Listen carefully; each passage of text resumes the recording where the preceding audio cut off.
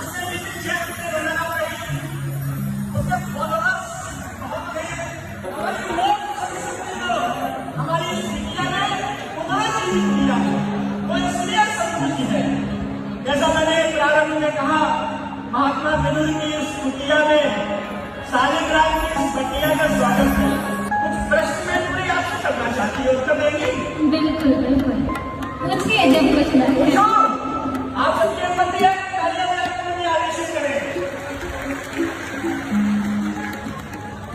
मैथिली एक दिन में कितनी रोटियां खा लेती है?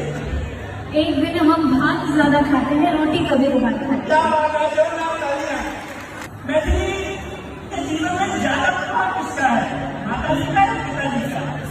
माता जी से ज्यादा डर लगता है, पिताजी से कम डर लगता है। मैंने तो ऐसा पढ़ा है सोशल मीडिया पर, आपके पिताजी शास्त्रीय संगीत के एक बड़े सिद्ध हस्ताक्षर है। वो बचपन में डर लगता था, पापा तब सीरियस कहा करते थे, अब आप डराते नहीं है।